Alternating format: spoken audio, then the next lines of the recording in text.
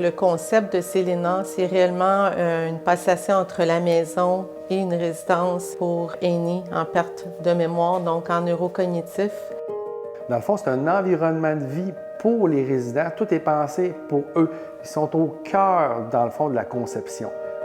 Nos étages sont en fonction de nos espaces occupationnels qui sont nos activités. Que ce soit neurocognitif ou physique, nos maisonnées sont tous adaptés par catégorie, donc au niveau de nos étages. Pourquoi un modèle de maisonnée? Bien, en fait, c'est des modèles que, pour une personne qui a des problèmes cognitifs, elle a des meilleurs référents.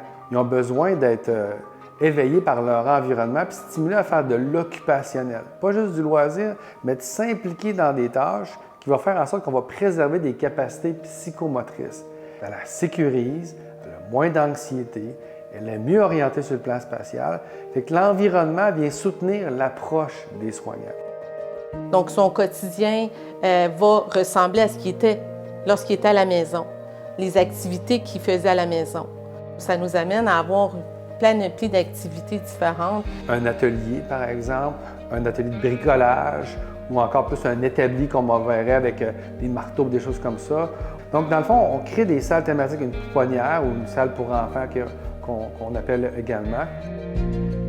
Ici à Célena, on travaille beaucoup avec l'histoire de vie pour pouvoir venir offrir des soins personnalisés qui sont adaptés aux résidents et non à la résidence. Ils arrivent chez eux, on va recréer l'unité en fonction de sa maison.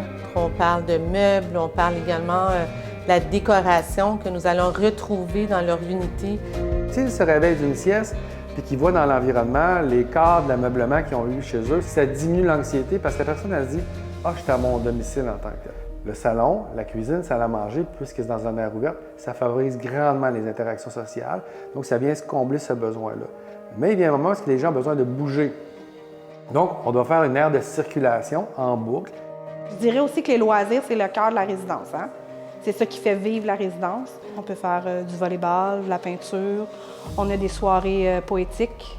On a des soirées piano, jeux de cartes, basketball.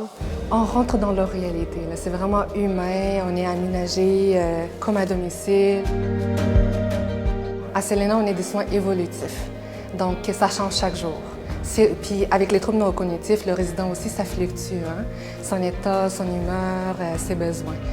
Et ici, on suit vraiment les besoins du résident. On rentre dans leur réalité, puis on s'adapte à eux et non à l'inverse. C'est notre passion, c'est nos résidents, on est toujours prêts à les accueillir. Puis après ça, on a des moments incroyables.